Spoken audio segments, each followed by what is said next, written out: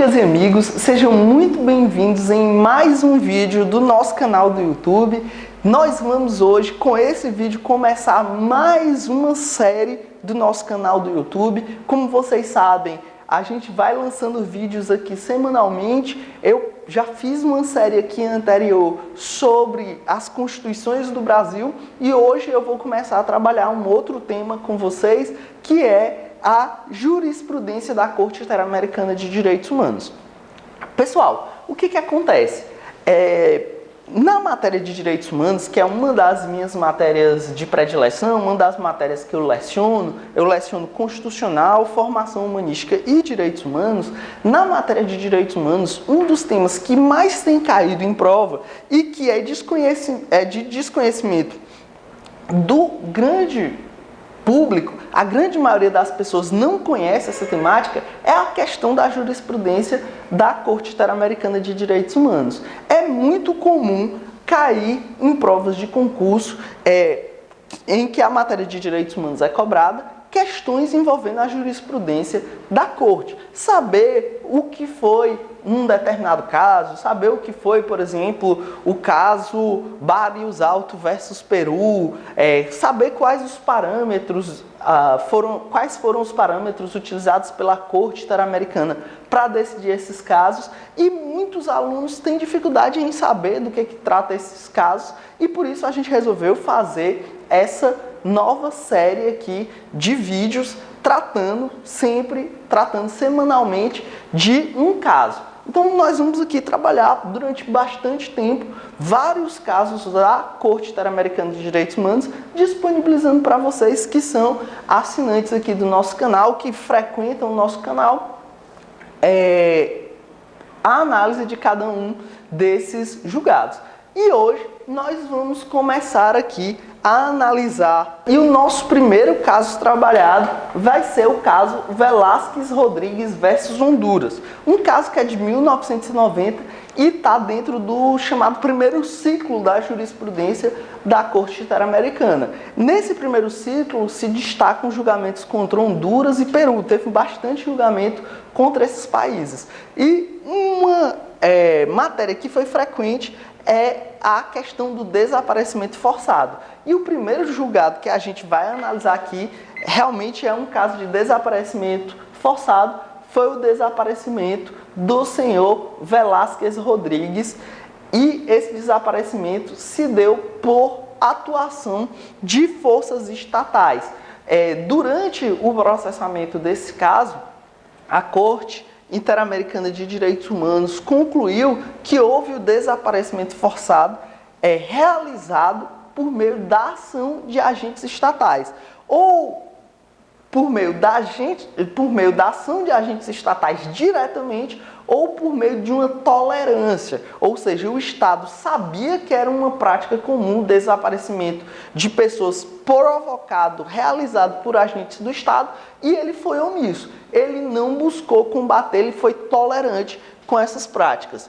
A comissão, sempre lembrando que a sigla da comissão é CIDH, diferente da sigla da Corte, que é Corte-IDH, a Comissão Interamericana de Direitos Humanos fez a denúncia para a Corte, alegando justamente que o desaparecimento forçado era uma prática estatal, que o senhor Velásquez sumiu com a permissão estatal e que houve uma omissão do governo hondurenho no combate a esse desaparecimento forçado. Então, a primeira coisa que a gente tem que notar aqui é que em Honduras havia essa prática, segundo a Comissão Interamericana, era uma prática comum de agentes do Estado sumirem com pessoas que eram contrárias ao governo. Então, a comissão denunciou, lembrando sempre que há essa necessidade no âmbito do sistema interamericano de a comissão fazer essas denúncias.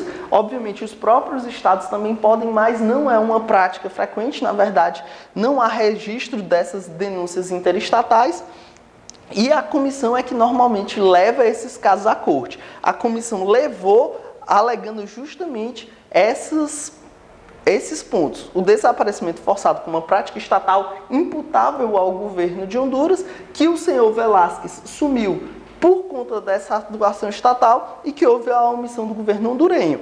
E aí, tanto comissão como corte concluíram que houve ofensa aos direitos previstos na CAD, na Convenção Americana de Direitos Humanos, a ofensa ao direito de liberdade pessoal, integridade pessoal e à vida. Liberdade pessoal, tendo em vista que, obviamente, houve uma detenção arbitrária, ele foi detido arbitrariamente, sendo privado da sua liberdade. A integridade pessoal, porque, obviamente, ele sumiu e, normalmente, nesse tipo de situação, há o cometimento de tortura e, por fim, dado o seu desaparecimento, dado o sumiço em relação a essa pessoa, muito provavelmente a conclusão é que houve a sua morte. E isso leva, obviamente, a uma vulneração do direito à vida. Um ponto que é muito importante foi a análise, e aí aquele ponto que eu disse para vocês, né? Esses casos que a gente analisa, principalmente esses primeiros, eles vão firmando a jurisprudência da corte. A corte vai firmando, criando seus leading cases, e o caso Velásquez Rodrigues é um leading case relacionado ao desaparecimento forçado. Ao desaparecimento forçado como uma prática comum entre os países americanos no período logo imediatamente anterior à criação e o funcionamento efetivo da corte. A própria OEA, ela surge no seio de uma série de regimes autoritários que existiam nas Américas naquele período. Então, em razão disso, foi muito comum nesse primeiro ciclo de decisões da Corte Interamericana a análise de casos de desaparecimentos forçados. Então, a gente vai ver, na sequência das análises que a gente fizer aqui, que outros casos de desaparecimento forçado vão aparecer. E aí, uma coisa que é muito importante na fixação da jurisprudência da Corte é que a Corte falou expressamente que o desaparecimento forçado ele é uma violação múltipla de direitos humanos. Ocorrem múltiplas violações quando há um desaparecimento forçado. Olha um trecho expresso aqui da decisão da Corte. O desaparecimento forçado de seres humanos constitui uma violação múltipla e continuada de vários direitos reconhecidos na Convenção, e que os Estados-partes estão obrigados a respeitar e garantir.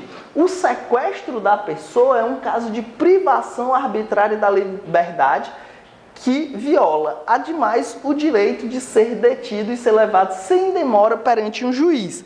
Lembrando sempre que esse direito previsto no artigo 7º da CAD, o direito de ser levado sem demora a um juiz, ele é o que a gente chama de audiência de custódia. Então, já em 1990, nos primeiros julgados da Corte, já se alertava a necessidade dessa audiência de custódia como um instrumento de combate não só à tortura, mas também ao desaparecimento forçado, e que gera uma múltipla violação de direitos. E continua o texto da Corte. Viola o direito de privação arbitrária da liberdade, o direito de não ser preso arbitrariamente, o direito de ser levado perante um juiz sem demora e o direito de interpor os recursos adequados para controlar a legalidade de sua prisão, o que viola o artigo 7º da Convenção, que reconhece o direito à liberdade pessoal. Então, um ponto importante é que, já nesse caso, Velásquez Rodrigues, de 1990, a Corte já afirma esse parâmetro de que o desaparecimento forçado é uma violação múltipla de direitos humanos e que isso reforça a necessidade de audiência de custódia. Outro ponto importante que se estabeleceu no caso Velásquez Rodrigues e que firmou um parâmetro para a jurisprudência vindoura da Corte Interamericana é a questão do ônus da prova. Se fixou a regra de ônus da prova no Sistema Interamericano de Direitos Humanos.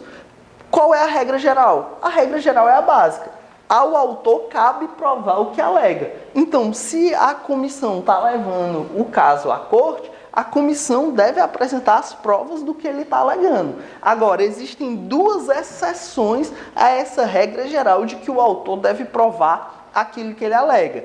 A exceção número 1, a primeira coisa é que, se os fatos não foram contestados pelo Estado, se presumem verdadeiros, que é uma regra parecida com a do processo civil em geral, do processo em geral, na verdade, que se o autor alega uma coisa e o Estado não rebate, não há essa impugnação especificada dos fatos, esses fatos não contestados tornam-se verdadeiros. E a segunda exceção é que quando as provas estiverem sob o domínio do Estado, obviamente não tem como o autor, não tem como as vítimas ou a comissão terem acesso diretamente, aí pode-se inverter o ônus da prova. Então, existe esse ônus da prova dinâmico para quando as provas estiverem sob o domínio do Estado, invertendo-se aí esse ônus. Então, existem duas exceções à regra geral de que o autor deve provar aquilo que alega.